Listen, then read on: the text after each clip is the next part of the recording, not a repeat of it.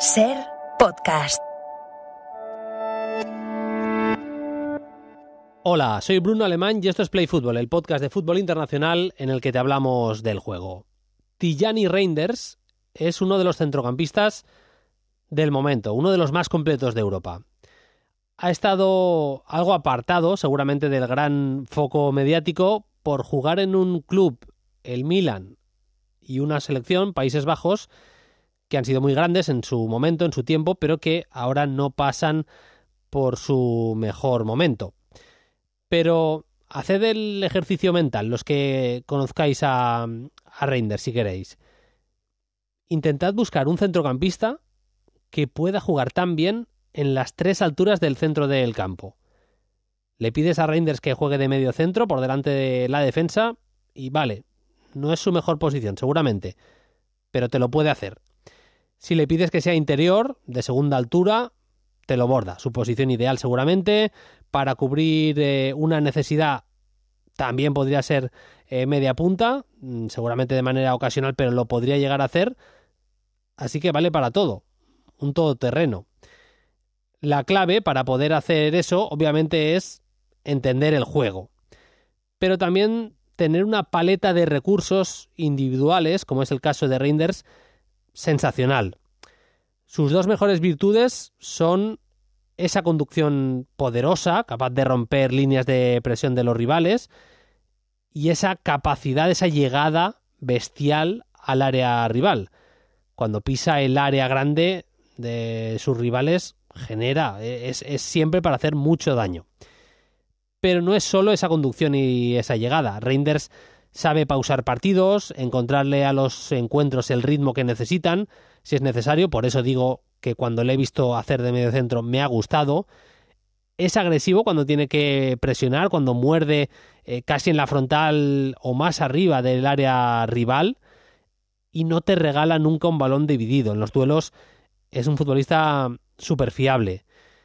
No es perfecto, seguramente le falta algo de finura y brillantez para filtrar últimos pases ante defensas más pobladas, y le puede faltar algo de rigor posicional a la hora de defender cuando su equipo necesita defenderse un poquito más atrás, porque su tendencia casi siempre, como hemos dicho, es defender hacia adelante, tiene esa tendencia bastante marcada.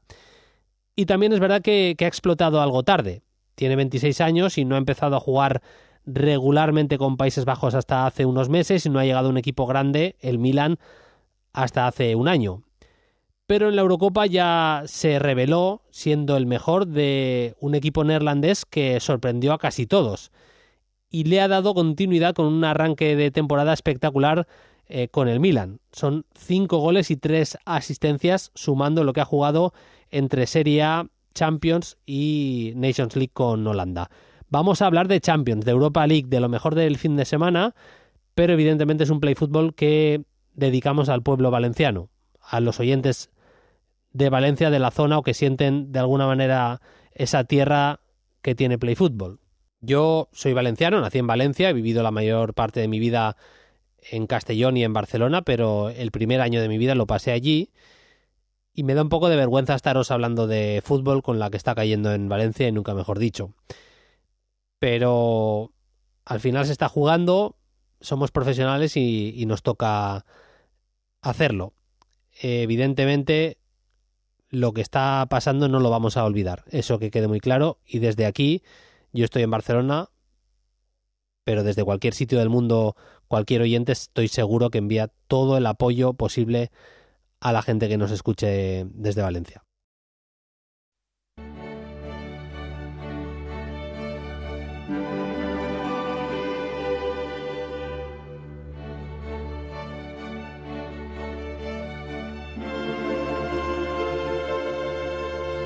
Llegamos ya a la jornada 4 de la Champions, se empiezan a poner las cosas bonitas, se la juega el Atlético en ese partidazo en el Parque de los Príncipes contra el Paris Saint-Germain. Recordamos que lleva 2 derrotas consecutivas, partido clave el de Eindhoven para el Girona, juega en el campo del PSV, y quieren seguir con esa buena racha, con la senda de las victorias en Champions, tanto el Real Madrid como el Barça. Saludo ya a José David López y Aritz Gabilondo, que ya me están escuchando. Hola David, ¿qué tal? Muy buenas. ¿Qué tal, compañeros? ¿Todo bien? Acabando el curro de fin de la redacción del diario A, supongo, o desde casa, donde sea. Aritz Gabilondo, ¿cómo estás? Muy buenas. Hola, ¿qué tal? Muy buenas, ya en casa, ya en casita. Bueno, bien, bien. Estos dos sirven para un roto y para un descosido. Les he dicho, os voy a preguntar por la Champions, pero ya que estoy, os pregunto por el tipo que ha ocupado nuestra portadita esta semana. Hemos hablado de Tijani Reinders, aprovechando que juega contra el Real Madrid el Milan. Aritz, a mí me parece uno de los centrocampistas más completos que hay ahora mismo en Europa, un jugador capaz de hacer muchas cosas y que además está en un gran momento de forma. Sí, habla muy bien de Play Fútbol que elijamos a Reinders para la portadita, ¿no? Como le llamas tú. Me parece un jugadorazo, mucha clase, muy elegante, con mucha llegada. Está siendo para mí el mejor jugador del Milan esta temporada. Ya bueno, nos había encantado también en las anteriores, incluso en la selección, ¿no? Neerlandesa hizo un buen mundial, recuerdo en Qatar y por supuesto en el AZ en sus primeros pasos como profesional. A mí desde luego me parece que es un jugadorazo y como tú dices uno de los centrocampistas más en forma y más vistosos que hay ahora mismo en Europa. Le costó David el año pasado encontrar un poco el sitio porque arrancó muy bien Loftus-Cheek, al final Pioli quería más una figura de un pivote puro y luego Loftus-Cheek un jugador más de ida y vuelta al lado, y en el inicio el inglés fue mejor que Reinders, pero si hablamos de regularidad, de capacidad de hacer cosas en el centro del campo, más allá de la llegada, que además está demostrando que tiene gol, que tiene buena capacidad para llegar, es que de verdad que le veo pocas cosas que no domine, y si el Milan sigue en este momento así, vamos a decir flojete, le veo incluso horizonte en un equipo superior, ¿eh? Sí, la verdad que la apuesta era ciertamente arriesgada, 20 millones de euros, un jugador que es de explosión tardía, como solemos decir, porque ya llegar con 25 años a una primera liga de primer nivel en su carrera, pues parece bastante alejado de digamos, el currículum habitual que suelen tener los jugadores que explotan en ese sentido, y más viniendo de Holanda, pero la realidad es que su adaptación fue muy buena. Yo recuerdo las primeras semanas el año pasado con el Milan, fue el gran impacto que tuvo la Serie A. Siempre he pensado que es un jugador que tenía que definirse, porque hace tantas cosas que al final no sabe si puede ser interior, si puede ser casi un enganche, si por esa llegada que tiene, incluso el buen manejo que tiene para en conducción romper líneas, un jugador muy dinámico, muy aseado. La verdad que tiene muchas cosas, quizá no es un 10 en nada, pero es un 8 en muchísimas cosas, y eso para un Milan que está en construcción necesita jugadores líderes, y desde luego para mí Reinders lo está haciendo mucho. Seguramente es un poco la línea de muchos jugadores holandeses de los últimos tiempos, que sabes que tienen nivel, pero que no han llegado a convertirse en estrellas todavía. Pues bueno, seguramente entre las que está más alto de poder conseguirlo en algún momento, ahora mismo Reinders nos la jugaríamos todos porque su crecimiento está siendo enorme. A mí me ha acabado de ganar Aritz, que cuando informándome he leído que se llama Tijani por Babangida, no tenía ni idea. Por Babangida, claro. Es tremendo este tema, ¿eh? Sí. Hay varios jugadores, sobre todo en Países Bajos, en Holanda, que utilizan mucho, le tienen como a las leyendas mucho respeto, y hay varios jugadores que han salido incluso después utilizando nombres de pila que eran de grandes estrellas que ha habido en el fútbol. Esto es una chorrada, pero... También te diré, sí. pero Dale. también te diré que ya es más Reinders que Babangida, ¿no? Sí, hombre, totalmente. Pero para mí, vaya. Sí, bueno, a ver, Tijani y Aruna, eran dos, el bueno era Tijani, ¿no? Pero duró poco, es verdad que duró poco. No, iba a decir que con lo que estaba diciendo Aritz, lo hemos contado en Carrusel, creo, alguna vez, hay un Saviola Mourinho Simons, que es el primo de Xavi Simons. Se llama Saviola Mourinho. El propio Xavi Simons me parece también un ejemplo de esto, ¿no? Sí. No creo que sea lo habitual llamarse Xavi en Holanda. No tiene pinta, la verdad es que no tiene ninguna pinta. Pero bueno, ya que estamos hablando de fútbol puro y duro, como nos gusta, vamos a ese partido entre el Real Madrid y el Milan. Buena ocasión para el Real Madrid para quitarse de en medio fantasmas, unos días que no han sido nada buenos. Y bueno, por acabar con el Milan, hemos hablado de la gran amenaza, una de las grandes amenazas, David, que evidentemente va a ser Reinders, pero es bastante curioso el tema de Rafa Leao, que seguramente, bueno, seguro, vaya, es el jugador de más talento del equipo, pero por temas de indisciplina y demás ha tenido varios líos con Fonseca, y ahora mismo no podemos decir que apunte a titular en el partido del Bernabéu. Juraría que era el tercer partido consecutivo que se quedaba en el banquillo. En es verdad que tiene elementos en ataque que son también muy comodín este Milan, porque Samu todavía no ha explotado, porque Okafor todavía tampoco ha explotado, y son jugadores que pueden jugar en diferentes posiciones. El único intocable de arriba claramente es Pulisic, también Morata por ascendente, o por lo menos por la presencia constante que tiene en ataque con esa línea de Pablo Fonseca, que desde luego no piensa en otro jugador como referencia ofensiva, pero es verdad que el jugador que te estira, el que se expande, el que te rompe con una sola presencia, una sola jugada concreta en un partido, sin necesidad de tener mucha sensación de estar muy enchufado al mismo, es claramente Rafa Leao, ese jugador franquicia. Seguramente por eso también se le exige más y se le perdona menos cualquier desaire que pueda tener, porque debe dar más ejemplo, y sin saber muy bien las cosas internas que ha habido, cuando Pablo Fonseca sí que ha perdonado alguna de estas sensaciones de desaire a Teo y no lo está haciendo tan fácilmente con Rafa, es que seguramente lo del portugués haya sido un poquito más profundo. Pero es verdad que deportivamente es una pérdida tremenda, porque si tuviera que elegir el Real Madrid, lo típico que se suele decir, ¿no? ¿Qué jugador del Milan quitarías? Bueno, pues el 99% de la gente diría Rafa Leao. Es que la amenaza del Milan es muy inferior. Aritz, es verdad que tiene grandes jugadores. A mí Pulisic, por ejemplo, me encanta. Sí. Y seguramente la medida o lo valiente que pueda ser el Milan lo vamos a ver también en la alineación. Si mete un centrocampista más, y más allá de Fofana y Reinders, que van a jugar seguro, mete otro para ahí, para la zona ancha, o bien tira de Pulisic en la media punta y dos extremos puros, como hizo, por ejemplo, este fin de semana en el partido del Milan de Serie A.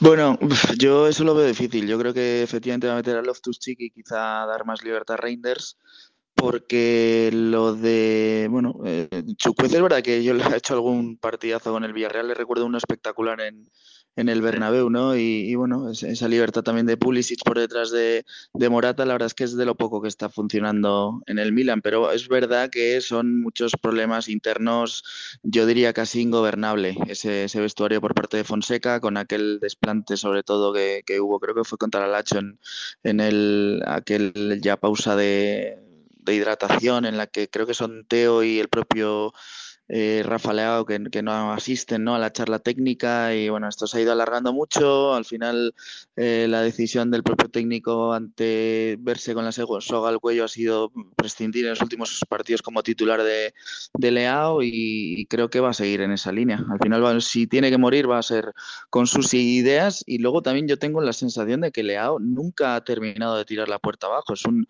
extremo que todos consideramos que tiene unas condiciones impresionantes, está en valor de mercado, pues fíjate, se hablaba incluso de ofertas de 100 millones, de intereses de grandes clubes tipo Barça, tipo PSG, pero yo creo que no ha sido nunca el futbolista que por calidad y condiciones podía haber sido. O sea, no me parece dramático ahora mismo para el Milan jugar con dos jugadores que puedan estar muchísimo más implicados en los extremos que utilizar uno para Leao.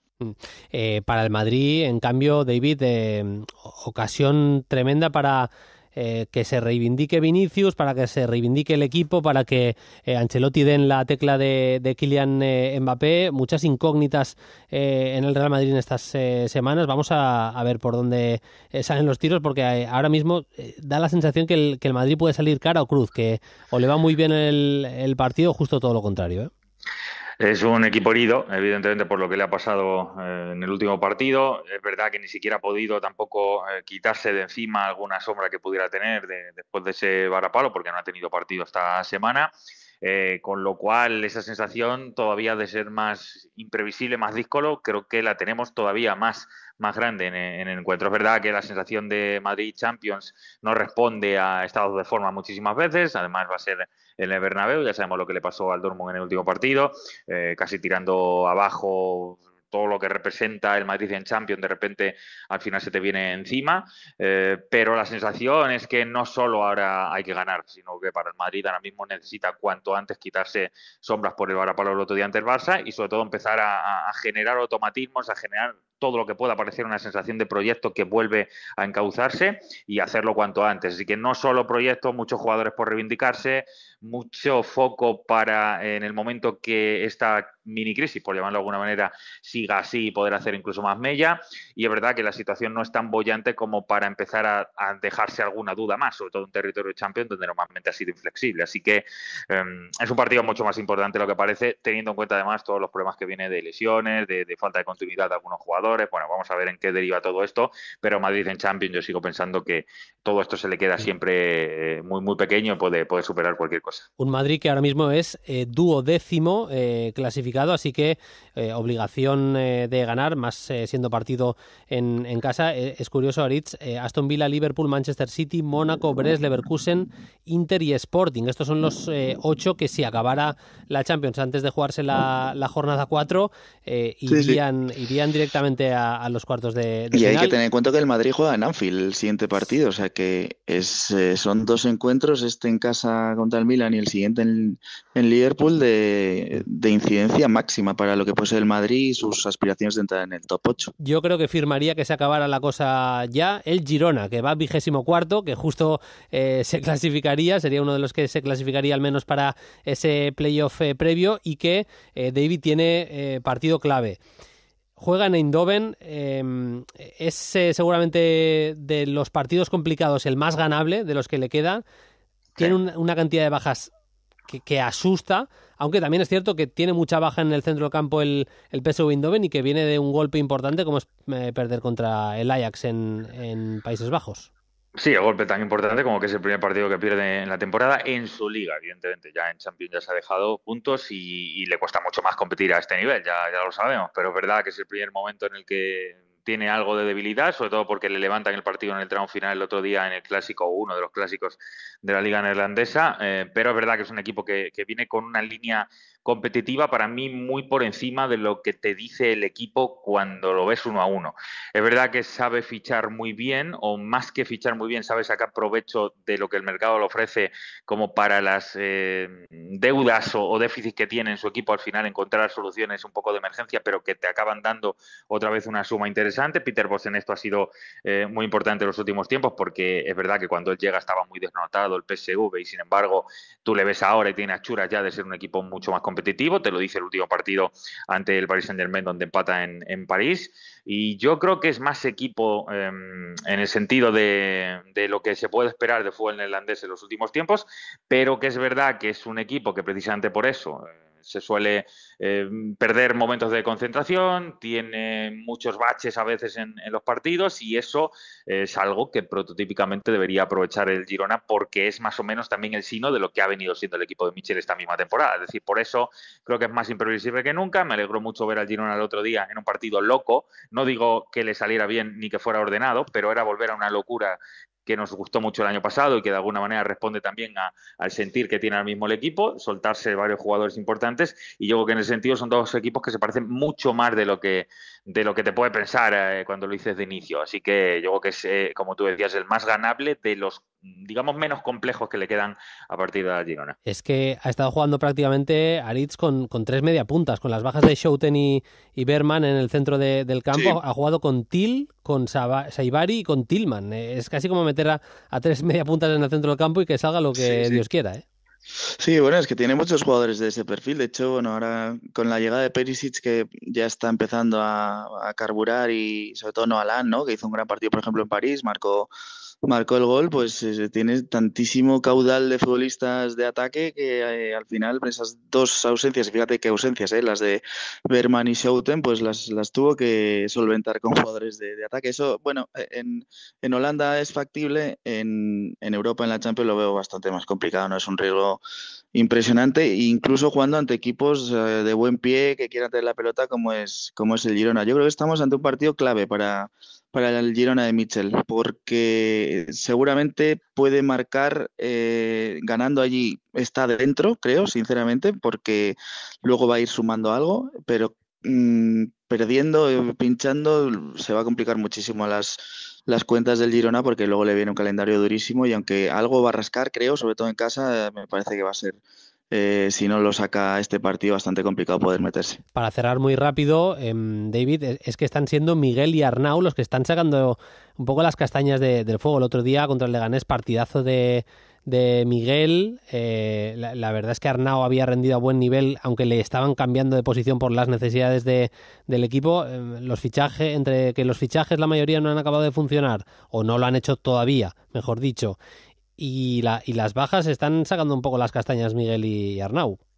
Si es que había 4 o 5 chavales de la cantera del equipo de Joe Lee directamente, que está jugando bastante bien, por cierto, en la Champions Juvenil, pero el otro día 4 o 5 de estos chicos en el banquillo con opciones de entrar para Mitchell, porque evidentemente el equipo se le cae, y cuando encima ha sido un equipo que ha tenido que renovarse por completo, que de alguna manera mostrar el camino de la ideología que había en Girona a algunos jugadores que es verdad que pueden tener ese mismo pie, o es verdad que pueden tener ese conocimiento de cómo era el equipo, incluso de las premisas que tiene Mitchell, pero todo eso tiene que carburar de nuevo y además juega con la sombra de lo que fue el año pasado. Así que para mí era lo más normal volver a Arnau por una banda, Miguel Gutiérrez por la otra, que es algo que el año pasado vimos poco, porque Arnau, evidentemente, con Jan Couto en esa zona prácticamente ni le vimos en toda la temporada, pero hace 2 sí que fue esa misma línea, volver a 3 centrales. Yo creo que quiere recuperar de alguna manera cierta seguridad defensiva, que no la está teniendo, ni siquiera la tuvo el otro día con el Lega, pero tiene ciertos recuerdos de lo que puede llegar a ser este equipo cuando pierde un poco la locura, cuando se suelta un poquito más en ataque y vuelve a mostrar un poco que en el desenfreno le fue muy bien el año pasado, y recuperar esa mentalidad. Yo creo que a los Van de Beek, a Brian Hill, Yangel, que evidentemente es el jugador prototípico de Mitchell para esa zona. Bueno, pues yo creo que ahora mismo es un esqueleto que se está sosteniendo por 2 o 3 pilares, pero que es verdad que el azote de Champions con el PSV lo puede acabar por tumbar. Es un partido clave. Esta es la jornada del martes, 6:45, ese PSV Girona, también el Slovan de Bratislava Dinamo de Zagreb. Para las 9 de la noche, Madrid-Milan, Sporting Manchester City, Liverpool-Leverkusen, partidazo, Lille-Juventus, Dortmund-Sturm Graz. Se juega también en Glasgow el Celtic-Leipzig y se completa con el Bolonia-Mónaco. A ver cómo lo explico esto. Le he pedido, vamos a hablar del Paris Saint-Germain Atlético de Madrid, obviamente, que es el miércoles a las 9 de la noche. Le he pedido a Andrés Onrubia, le digo, déjame, Andrés, un audio, lo tiro en Play Fútbol. Nada, le he dicho nada, que tenga, yo qué sé, tu opinión. Te he hecho 5 minutos. No, espera, tu opinión de cómo va a llegar y tal el equipo, así una opinión rapidita, y el que crees tú que puede ser el 11. Me envía 3 minutos. O sea, yo esto a mis amigos me envían esto y le digo, podcast, me estás enviando un podcast, no un audio. Lo voy a pasar por respeto al gran trabajo de Andrés Onrubia que viene haciendo para Diario As y la cadena SER desde París. Pero bueno, a ver qué nos cuenta Andrés. ¿Qué tal, Bruno? ¿Cómo estás? Pues creo que el Paris Saint-Germain llega en un momento álgido para enfrentarse al Atlético de Madrid en la Champions League. Primero porque en la Liga Francesa está intratable. Después de haber ganado 8 de los 10 partidos disputados, solo ha cedido 2 empates. Si bien es cierto que en la Champions League solo ha acumulado 4 puntos de 9 posibles, en mi opinión han sido 2 accidentes, ¿no? El del Arsenal, pues bueno, es verdad que fue superior el equipo de Mikel Arteta, pero ante el PSV mereció indudablemente la victoria a pesar del empate a 1. Es un equipo que genera muchísimo. Es cierto que le está costando materializar y invocar las ocasiones que está generando. Quizá añora la falta de un 9 porque Gonzalo Ramos está lesionado y no va a jugar contra el Atlético de Madrid, y Randal Kolo Muani no dispone de la confianza de Luis Enrique, pero es un equipo muy trabajado con múltiples variantes en salida de balón, que ocupa muy bien los espacios y que prácticamente ahoga al rival.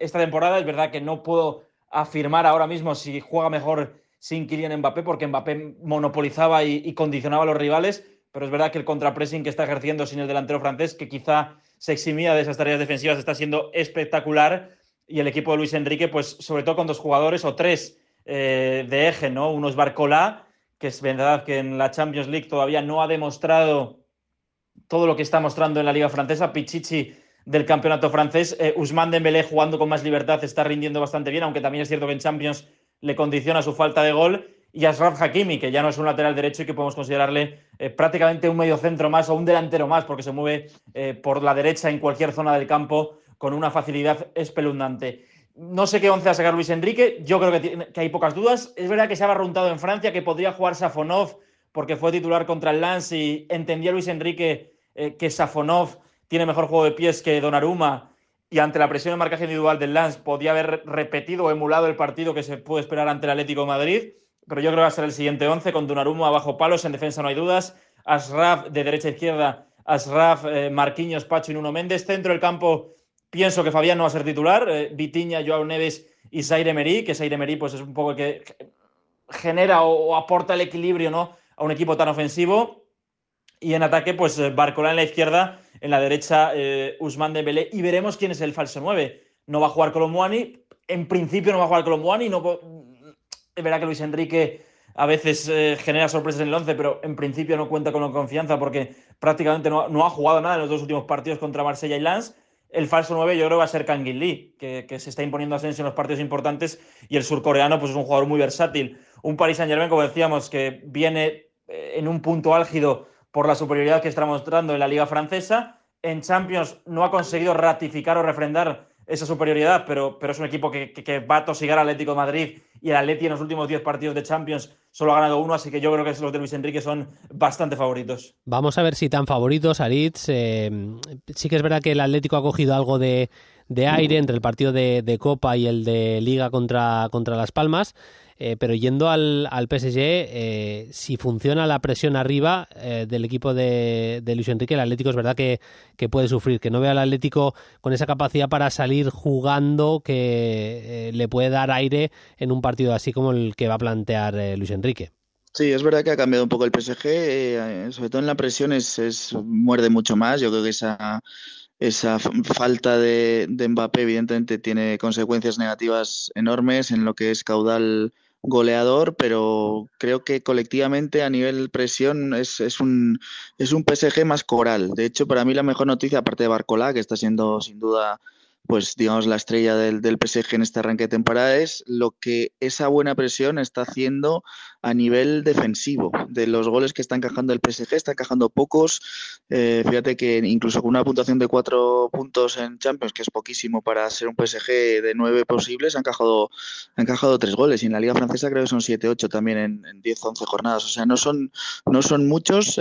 Apunto también el nombre de William Pacho, que me parece que es un central extraordinario y un fichaje de mucho nivel. Por supuesto, Joao Neves, que creo que le va a aportar mucho en el centro del campo, pero sobre todo eso. Me parece un PSG mejor defensivamente en raíz o como raíz gracias a esa presión, aunque evidentemente le falta la pegada que tenía con Mbappé y que ahora mismo no tiene. Y delante, David, el Atlético de Madrid, en el que hay un nombre, el de Giuliano Simeone, el hijo del Cholo, que está llevando al campo el espíritu que tenía su padre jugando. No hay jugador más peleón en el terreno de juego que se quiera comer el césped más que Giuliano Simeone, que además está rindiendo bastante bien, sin ser una locura, pero yo creo que ahora mismo se le puede considerar titular, y que de alguna manera respeta el recuerdo de lo que fue el Atlético de Madrid de los primeros pasos de Simeone en el banquillo. Que haya algún jugador así, y ahora coincidiendo que Gallagher no está demasiado bien, que es el otro que lo podía hacer, yo creo que para el Atlético de Madrid es fundamental, porque no tiene plantilla para en el cara a cara pelear contra equipos, voy a decirlo directamente, como el Paris Saint-Germain. Es una incorporación puntual, digamos, al momento actual del Atlético de Madrid. ¿Quién nos iba a decir que con el dinero que se ha gastado, y teóricamente bien gastado, el Atlético de Madrid, al final iba a ser Giuliano Simeone el que verdaderamente iba a llamar la atención, o por lo menos iba a generar un impacto más inmediato?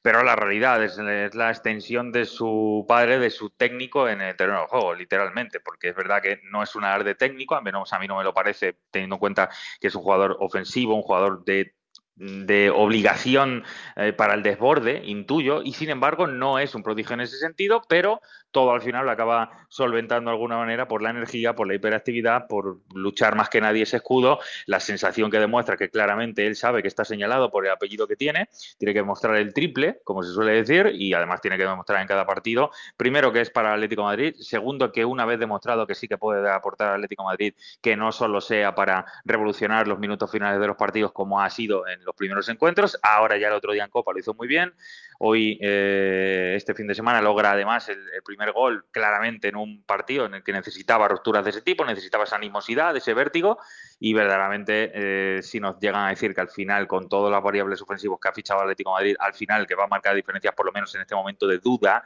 de incertidumbre, iba a ser Giuliano, creo que todos nos habíamos llevado las manos a la cabeza, pero lo merece, y cuando intentas derribar la puerta no puedes más que abrírsela y y que derribe lo que quiera, porque con esta animosidad al mismo Atlético lo necesita. Estoy totalmente de acuerdo con lo que dice David ahora. Me parece que muchas veces decimos, no, es que está enchufado. A ver, los hijos de jugadores profesionales, es verdad que en los primeros pasos ese pase adelantado lo tienen. ¿Cómo vas a decir que no? Juegue en tu equipo Benjamín, en tu equipo infantil, al hijo de Maldini, al hijo de Simeone, al hijo de Van Bommel, por decir 3 nombres que se me han ocurrido ahora de jugadores que han llegado a la profesionalidad. Eso es evidente. Pero luego, cuando llegas a la élite, que es aguantar esa presión de decir, no, es que está jugando porque está enchufado, y más con el caso de Simeone, que es su entrenador. Sí, esa es la clave. Aguantar esa mochila, ojito, no, o sea, no es cualquier cosa. Yo defiendo lo que tú dices, al final pues tiene cierta ventaja, ¿no? Para mucha gente ser hijo de... Pero que tu entrenador sea tu padre me parece que es complicado, ¿eh? Y no suele funcionar. Mira, el último caso, estaba pensando ahora, por ejemplo, el de Francisco Conceição y Sergio Conceição en el Oporto, pues no tenía ni mucho menos la regularidad, tuvo que irse al Ajax, si os acordáis, aunque ya no está Sergio Conceição, pero bueno, ha tenido que irse también a la Juventus. Es decir, no es sencillo encontrar tu hueco cuando tienes tal responsabilidad que es que tu padre es entrenador. Y diría responsabilidad también para el propio entrenador. Claro, ¿no? Sí, claro. Al final tiene pues todos los ojos puestos encima. Sí. Bueno, hay que gestionarlo cada uno como pueda. Yo estoy con Aritz 100%, que vamos, con Seisao está jugando a un nivel en la Juve que se ha soltado. Vaya, al no tener a su padre de entrenador es una evidencia, y ya le vimos cositas en la Eurocopa que apuntaban a este camino. Eso será el Paris Saint-Germain Atlético de Madrid. Vamos a cerrar con el Estrella Roja Barça. Visita ese mítico estadio del pequeño Maracaná, David, el Barça. Tiene algún jugador interesante, Andrija Maksimovic, jovencísimo chaval, no sé si son 17 o 18 años, 17, tiene una zurda, marcó un golazo de falta contra la Vipodina este fin de semana. Cherif Ndiaye, también el delantero centro, 1,90 m. Tiene algún recursito Estrella Roja, pero sobre todo yo creo que es el ambiente y la animosidad del equipo serbio lo que puede igualar un poquito fuerzas en un duelo que parece, a priori al menos, David, de los más desigualados de la jornada. Fíjate que decías antes, al principio, los 8 que estaban ahora mismo clasificados, y he hecho el ejercicio de mirar los últimos 8 y ahí no hay duda. Ahí están todos los equipos que intuíamos que iban a estar ahí, y evidentemente ahí está la Estrella Roja, porque competir al nivel, un equipo serbio, competir al nivel de Champions, de esta Champions, verdaderamente es casi imposible. Entonces, tiene retales, pues sí, Ndiaye está en forma porque está marcando bastante goles, y yo creo que ya tiene un recorrido que por lo menos para poder competir a buen nivel en Europa le podría dar para algo más. Tiene una base, una estructura más o menos trabajada que a nivel de Serbia le está funcionando, porque es imparable, va a ganar la Liga, ya le saca bastantes puntos al segundo. Incluso ha tenido, digamos, esa obligación de acertar a modo de secretaría técnica con fichajes de algunos países un poquito, primero cercanos, y si no, por ejemplo, Seo Won se llama, me parece, el coreano, es un futbolista que está aportando muchísimo, que le da galones, es decir, abren mercado ya en contextos donde a lo mejor no imaginábamos que pueda haber jugadores que al final se acaben adaptando a nivel Champions. Bueno, con esto quiero decir que evidentemente le queda muy grande la visita del Barça, que ahora mismo creo que es el equipo más en forma, que más claro lo tiene, que más sensación de unidad da, además, con lo que pasa dentro del césped, con lo que pasa en el vestuario, con los que está recuperando, con un equipo que responde al perfil de canteranos que están en un momento glorioso, que le dan frescura. Verdaderamente, que el Barça se deje algún punto siquiera en Belgrado sería la noticia, pero es verdad que este tipo de noches aciagas en Europa a veces se te puede complicar con una mínima cuestión puntual, como pasó en Mónaco con aquella expulsión, aquel mal pase a Ari García de Ter Stegen, y a partir de ahí quién sabe lo que puede pasar. Yo creo que todos nos vamos a acordar del gol de Maradona en el 82, si no me equivoco que fue, con ese golazo que, bueno, yo le he puesto varias veces como uno de los mejores que he visto a nivel europeo, y desde luego que esta semana, por volver otra vez al pequeño Maracaná, que por desgracia le hemos perdido en los últimos tiempos para el fútbol de primer nivel, que nadie se olvide que allí jugó Maradona marcando un golazo, y además en esos años, un poquito después incluso, estaba el que fue mejor equipo de Europa, que ahora mismo nos parece muy difícil, Bruno, pero hay que recordarlo, sí. Que ese estadio generó una de las mayores historias, no solo por lo que pasó después, sino por la pedazo de generación que tenía ese Estrella Roja. Así que aunque solo sea por eso, rendir honores a la Estrella Roja. Nuestros oyentes millennials igual flipan, pero Estrella Roja fue campeón antes que el Barça de la Copa de Europa. Un año antes, pero lo ganó antes. Aquel equipo con Velodedici, con Savicevic, con Prosinecki, Panchev. Darko Panchev. Sí, era un equipo tremendo. A mí me mola también Elsnik, por ejemplo, que le vimos en la Eurocopa a buen nivel. El balón parado, ahí en ese tipo de acciones a balón parado es fundamental, y de hecho le reservó ayer en el partido ante la Vojvodina, pero le pasa a la Estrella Roja, y con esto ya cerramos, Aritz, es un poco lo de siempre, es decir, en partidos de Liga Serbia el equipo está líder, destacadísimo, evidentemente le obligan los rivales a proponer, tiene que ser un equipo súper ofensivo si quiere ganar la Liga de Serbia. En cambio llega la Champions, muchas veces hacen el intento al menos de meter defensa con 3 centrales y carrileros, pero no es un equipo especialmente fiable atrás. Se puede ordenar más o menos bien, pero siempre llega algún tipo de error. Lo vimos en el partido contra el Mónaco, hay varios errores no forzados que le acaban costando a una Estrella Roja que no estaba haciendo un mal partido, le acaban costando los puntos. Y me pasó lo mismo porque lo comenté contra el Inter en la jornada anterior. Metió 3 centrales y el equipo defendió francamente mal, o sea, no por acumulación de jugadores defiende mejor, y está siendo bastante extraña la temporada del Estrella Roja porque está arrasando, como decía David, en la Liga, pero arrasando tanto que le metió 0-4 por ejemplo al Partizan, que es su gran rival por el título. Creo que han cedido un empate en toda la temporada, y sin embargo en la Champions no es que esté cayendo derrotado, sino que está cayendo, y además con goleadas, ¿no? Como ocurrió en el caso del Mónaco y también en el caso del Inter.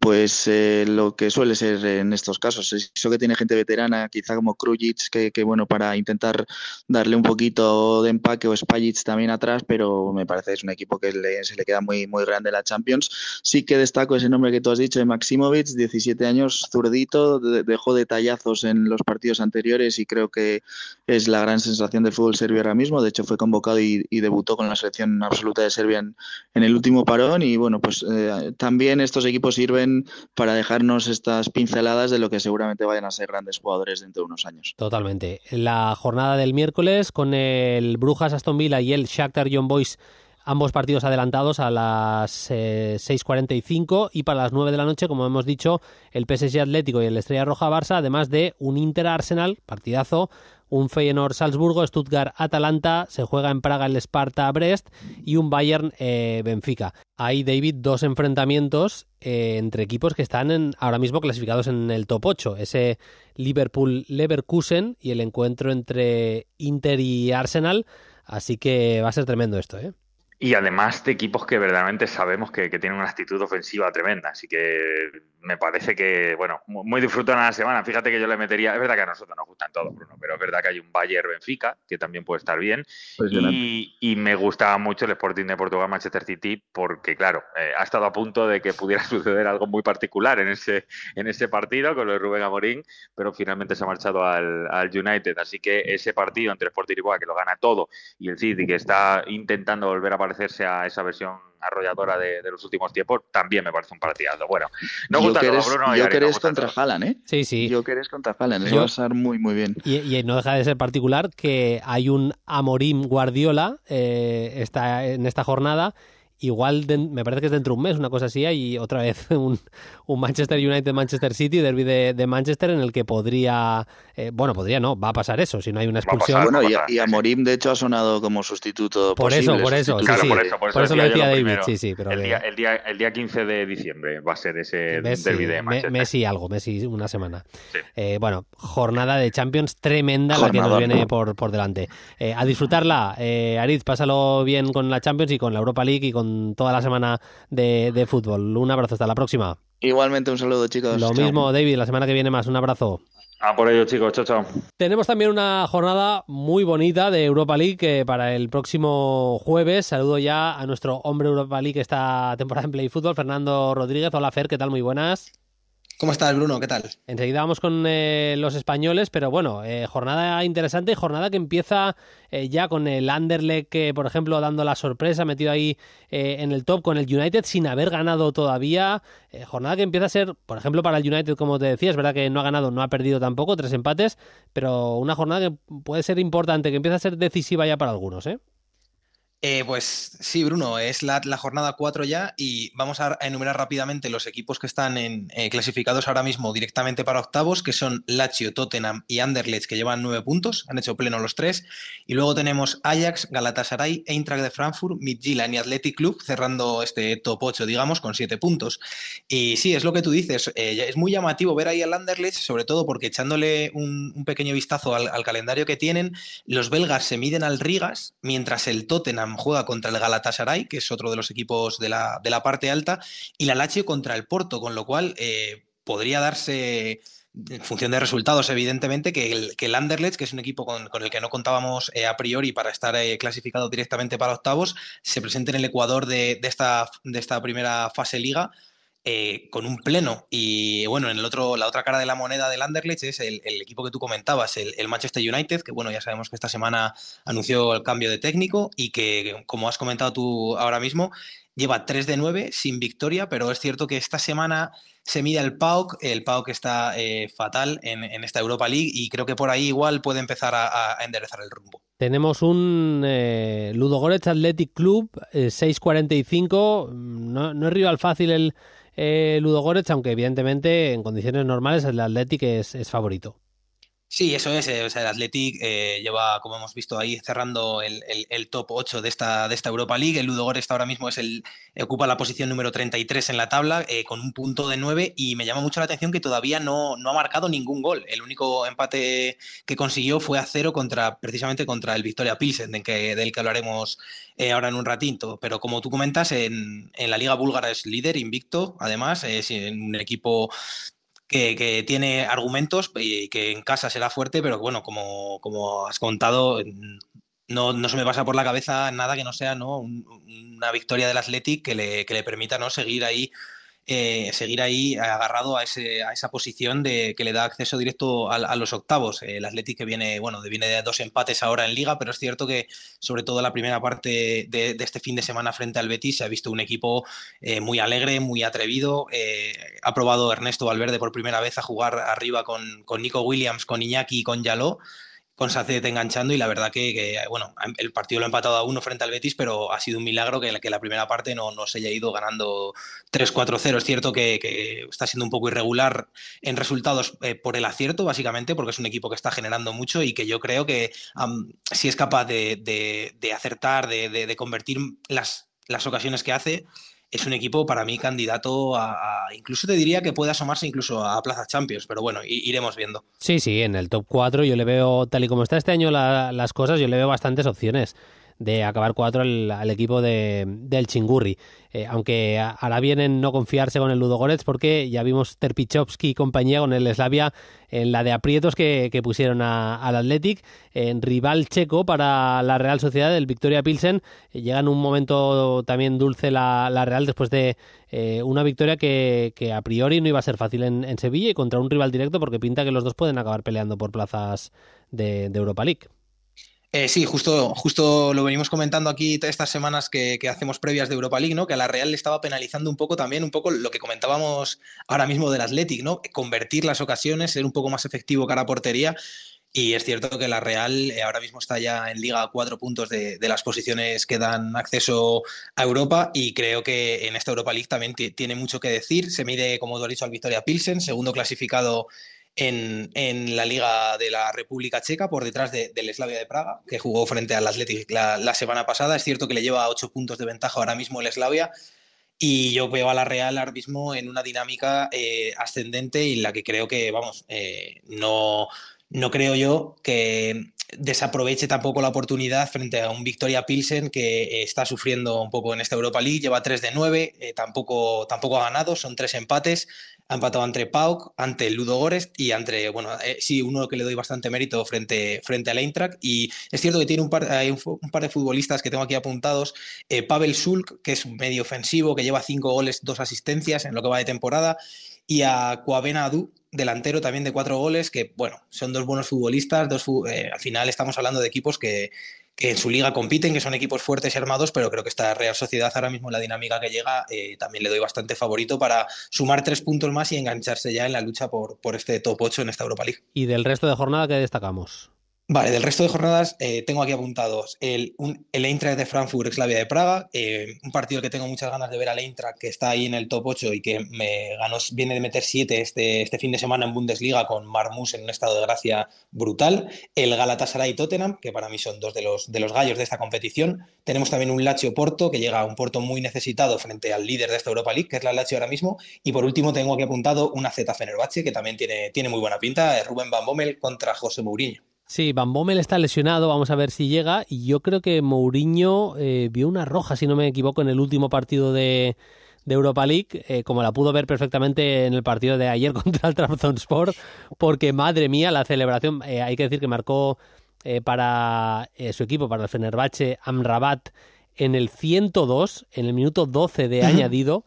Se tira a Mourinho a celebrarlo con las rodillas en el suelo a lo Mbappé, por decirlo así, en el césped.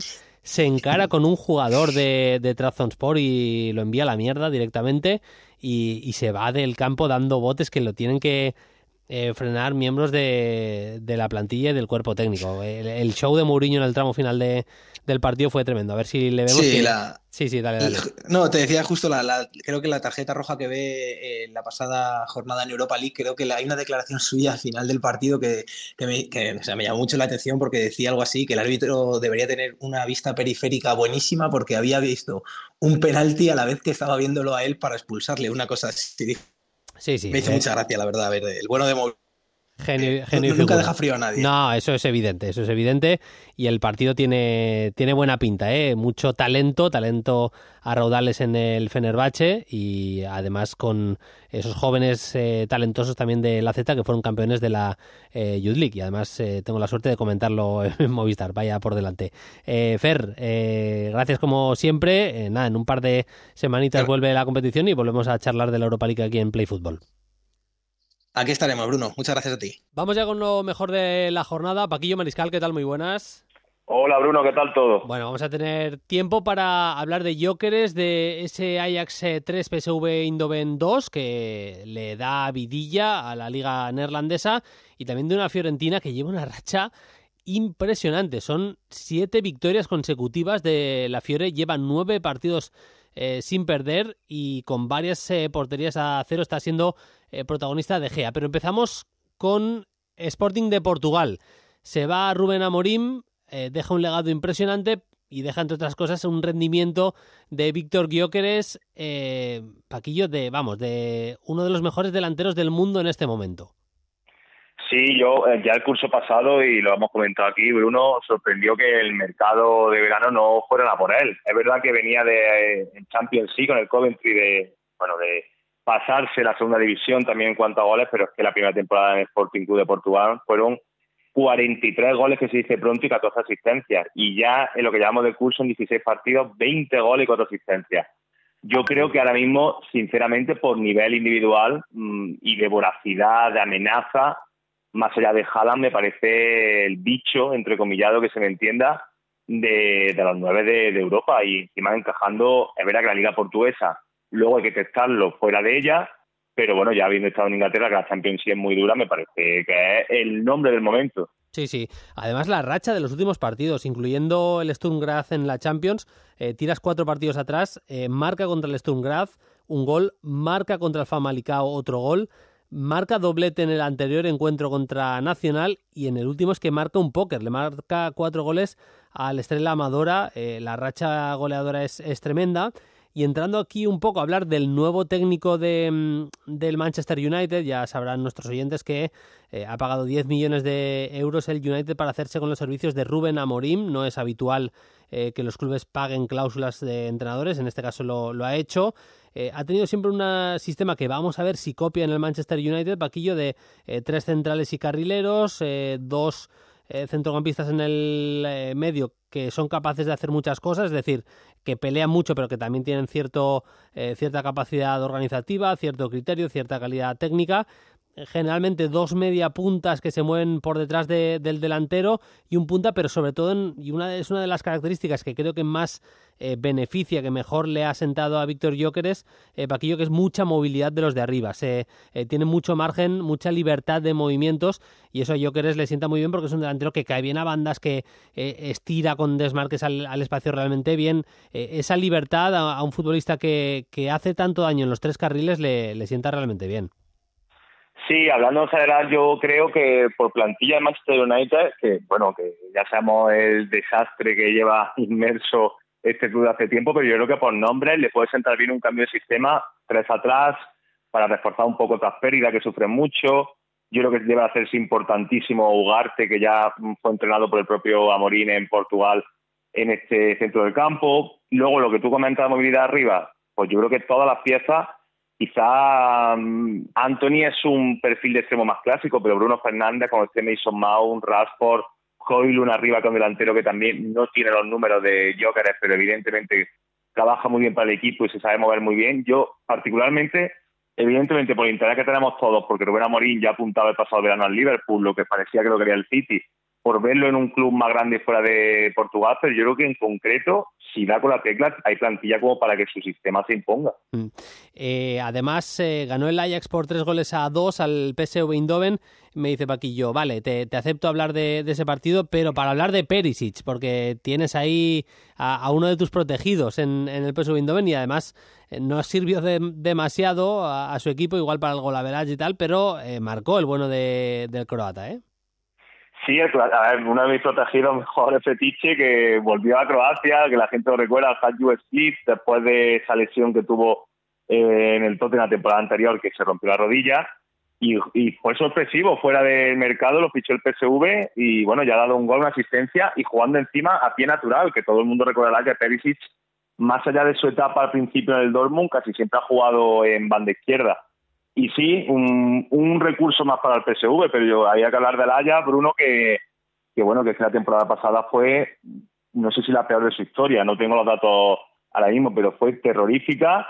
Hicieron una apuesta por Francesco Farioli, que técnico muy joven, 35 años, que lo hizo bien en el Niza, también una etapa en Turquía, que tiene un estilo de juego muy propositivo, con mucho riesgo saliendo jugando, siempre atrayendo presión, intentando tener la pelota, pero que está consiguiendo, que con este resultado sobre todo ponerse a 5 puntos de un PSV que parecía, estaba imbatido. De hecho, es el único partido que ha perdido y está haciendo bien las cosas y con gente sobre todo muy joven. Son 5 puntos, si no me equivoco, y un partido menos. Me parece que tiene un partido menos disputado el Ajax, o sea que abierta la Eredivisie, no como parecía hace un par o 3 semanas. Victoria cimentada, Paquillo, en ese centro del campo de experiencia, con Henderson, con Klaassen, y en nombres propios como Götze, el extremo izquierdo, que entró al final, y también Hato, jugadores destacados en esa victoria del Ajax, ¿eh?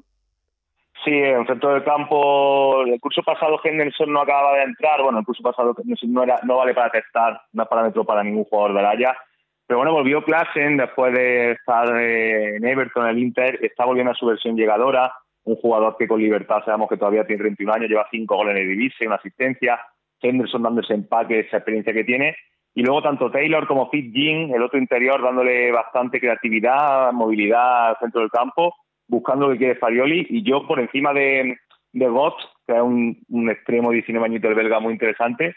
Hay que hablar de Hato, 18 añitos, Jorrel Hato, el lateral izquierdo, que ya, por lo que he leído, el Liverpool preguntó por él, y que ya fue quizá de lo más destacado del curso pasado, y este año está asentándose totalmente, pisando campo contrario, siendo muy importante con 18 años. Y para cerrar tenemos que hablar de la Fiorentina, de esa victoria contra el Torino por 0-1, varias porterías a 0 consecutivas, y el primer nombre propio, hay varios, Moise Kean, evidentemente Paladino en el banquillo le ha dado una fuerza a esta Fiore importante. Es un equipo más directo que en otros momentos, que en otras temporadas, pero tiene bastantes jugadores, Paquillo, con mucha capacidad para tener la pelota, para hacer daño con la bola. Mikol Pani, por ejemplo, que juega derecha, el zurdo, me parece buenísimo. Le está funcionando lo de Moise Kean arriba, viendo puerta. Ayer lo volvió a hacer contra el Torino con bastante frecuencia, esa capacidad que tiene para ir al espacio. Lucas Beltrán, que hacen más bien de segundo delantero. Varios mecanismos que están funcionando, y por si falta algo tienen a Albert Gudmundsson ahí como recambio. No acaba de entrar como titular indiscutible, pero los 3 puntas viendo puerta, marcando goles, y De Gea parándolo todo atrás. Sí, cuando hablamos, por ejemplo, antes de Amorim, Bruno, hay que decir que Paladino no ha sido esclavo de su sistema, que en el Monza sentó un 3-4-2-1, sino que, bueno, ha cambiado el sistema, ha entendido la plantilla que tiene, y es verdad que es una Fiore más directa. Yo creo que le beneficia más que la que era con Vincenzo Italiano. Aparte de lo que has comentado, yo creo que es importante, bueno, pues cómo ha ido desapareciendo un poco los planes Martínez Cuarta, que con balón muy bien, pero sin él no le da tanta seguridad. Se está sentando muy bien Ranieri, sobre todo el jovencísimo Comucho atrás, un central a tener en cuenta. Lo de Gea, bueno, pues volviendo al mejor De Gea, ¿no? Que parecía casi una locura que estuviese sin equipo. Y a mí personalmente creo que Gosens y King son los 2 fichajes. Gosens, un jugador que cuando se ve a Atalanta no acabó de tener el protagonismo que necesitaba, pero está volviendo por lo que era, y de Moise Kean, Bruno. Personalmente yo creo que nadie apostaba porque el chaval estuviera al nivel que está, porque bueno, sabemos que también es un poco el carácter un poco difícil, lo ha demostrado con Allegri y la Juve, pero bueno, yo personalmente, que soy un clásico, ya lo sabes, yo me alegro mucho de que la Fiorentina, que desde la época de Rui Costa y Batistuta soy muy fan, que esté arriba. Y nos da tiempo para cerrar con las preguntas de los oyentes.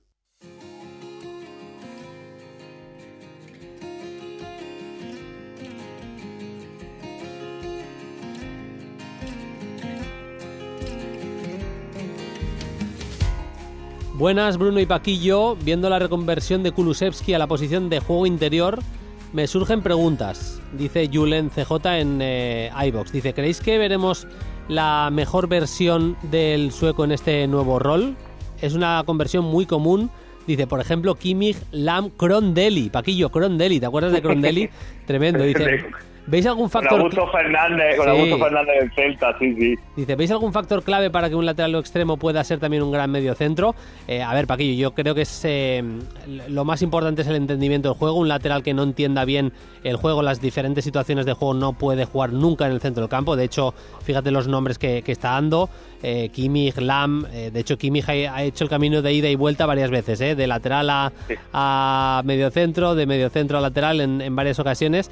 En el caso de Kulusevski, no sé cómo lo ves tú, pero a mí me parece muy importante que el Tottenham mete muchas veces al lado del pivote, sea Bentancur, sea Bissouma, sea quien sea, mete a uno de los laterales, y lo que permite es que haya, por decirlo así, 2 mediapuntas, y Kulusevski no acaba de ser un interior de base, sino un mediapunta o un interior adelantado, por decirlo así, Paquillo. Sí, totalmente. Poniendo el caso que nos ha comentado de Crondelli, era un extremo, era un centrocampista tirado a un costado, tipo Arda Turán, ¿vale? No era un extremo gambeteador como puede ser Kulusevski. Efectivamente, Pedro Porro y Udogie le dan ese empaque, ese fútbol interior junto a Bentancur, y también tras pérdida, y Kulusevski se puede permitir el lujo de acelerar la jugada. Al final, lo que hacía en la cal, pero por dentro, y eso está dando pues mayor dinamismo al Tottenham, aunque yo creo que de Kulusevski y Bruno podemos hablar un programa largo y tendido, porque me parece una reconversión muy interesante. Me pregunta por una cosa que conté de Gabri Veiga, a ver si saco tiempo en próximos programas, pero no tiene tampoco mucho secreto, él sigue siendo dueño de su futuro, y hasta aquí puedo leer más o menos. También en comentarios de iVox, Albertini DJ dice, a raíz del programa me han surgido unas dudas sobre el PSG y me gustaría saber vuestra opinión. Paquillo, ¿qué techo le ves a Barcolá? Yo no le veo techo ahora mismo. Yo creo que es uno de los extremos más prometedores del mundo, diría. Y yo creo que es un jugador que tiene que seguir creciendo, y creo que Luis Enrique es un técnico apropiado, porque a los jóvenes los sabe tratar muy bien. A mí me parece, sinceramente, que va a ser una estrella en el futuro. Dice, ¿qué futuro le veis en el equipo con Luis Enrique, a Gonzalo Ramos y Kolo Muani? Yo ahora mismo a Kolo Muani le veo poco futuro ahora mismo. Gonzalo Ramos sí que creo que cuando se recupere, sí que es un delantero que se puede asociar un poquito más, que puede atraer centrales. Me da que puede ser un poquito más lo que quiere Luis Enrique de un delantero centro. Y dice, y aquí quiero que os mojéis, dice, ordenadme de mejor a peor a Vitinha, Joao Neves, Fabián y Zaire Emery. Paquillo. De mejor a peor, para mí el mejor es Vitinha, el segundo mejor Fabián Ruiz, el tercero Joao Neves y el cuarto Zaire-Emery, pero es verdad que es muy difícil, es que mucha gente yo creo que va a poner a Fabián en el último seguramente. Sí, por rendimiento en el PSG no sería ese orden, pero hay que decirlo todo, o sea, hay que juntar también lo que le hemos visto a Fabián, por ejemplo, con la selección española, así que digo exactamente el mismo orden que Paquillo, y nos pregunta también cuál sería nuestro tridente o nuestro centro del campo titular, que es bastante divertido eso. Para mí Vitinha sería titular indiscutible, evidentemente, y creo que completaría con Fabián y Joao Neves, pero dejar fuera a Zaire-Emery habría que pensárselo 2 veces también, Paquillo. Mira, si me permitas la broma, Bruno, mi centro del campo titular sería Mota, Verratti y Matuidi. Creo que no ha funcionado un centro del campo del PSG mejor, nunca ni ahora, pero sin coñas yo pondría Vitinha, Joao Neves y Fabián. Y creo que lo de Zaire-Emery en momento lateral derecho, cuando no está Kraft, también le da un fútbol interior, le da mayor presencia, lo que hablábamos antes, porque es un tipo que se puede desplazar hacia el centro del campo con balón y al final sumar 4 centrocampistas.